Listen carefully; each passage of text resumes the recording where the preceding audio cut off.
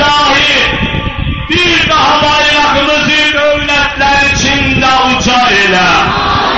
İlahi, bir daha başımızı her yanda uca ile. İlahi, bir daha insanlarımızı xoşbəxt ile. Ben üzüstürəm Aşura günü ben sizinle görüşebilmedim. Yüksek şekerle yatırdım. Dua elədim ilahi. Ne oleydi geleydim o kardeş bacıların yanında ben de dua eləydim. Allah bunu bana kısmet elədi. Geldim sizinle beraber ben ellerimi açmışam. Allah benim de dualarımı kabul elə. Allah zalimi zelil elə. Allah heç kimi zalim elinde koyma. Allah heç kimin hakkını tapdatma. Allah herkesin adaletin koru. Allah burada şehrin hakikatinde de kulaklarımız var. Polis idaresinden de var, onlar da gelip kömeğiyle onlar da hissedersin. Onların da dualarını kabul edersin. Ben cemiyen diyende hamur içinde dedim. İslamiyet'te fark yoktur. Bu molladır, bu reyyettir.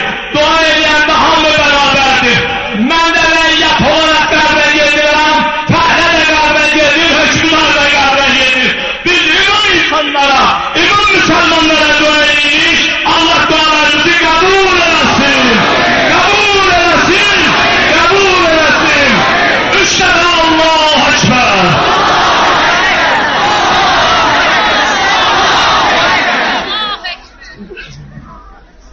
İnşallah azan vaktidir, azan veririz. Allah'ı elhamdülillah. Birbirimize halal edin, ola bilsin biz istemiştir, bir şey olur. Birbirimize halal ediyek. Birbirimize halal ediyek.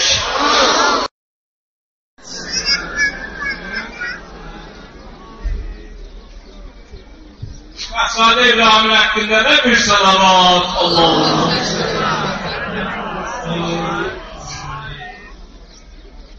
Dualarımızın tam kabuliyet hakkında bir salavat.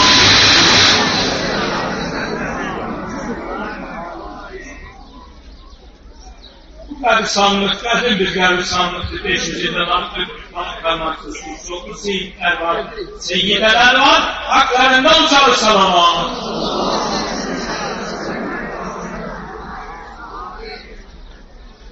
Şəhidlərimizin haqqında salavat. Allahümme sallallahu Muhammed ve aleyhi. Gəncə camaat xan görür, gəncə qəhrəmanlar görür, şəhidləri verir, haqlarında salavat. Ben dedim bu günlerin ulullərimizin il dönümüdür, Heydər Əliyev cənablarının da haqqında ucalı salavat. Allahümme salli ala Muhammed ve aleyhi. Allah dualarınızı kabul eləsin. Siz de niyetinizi hamınızın salavat. Allahümme salli ala Muhammed. Hamınızın ölenimiz var, hamınızın rəhmətə gedənimiz var, hamının xəstəsi var, hərənin ürəyində bir kəsliyi, bir neçili var. Allah hamısını öz yoluna qoysun. Allah qadirdir.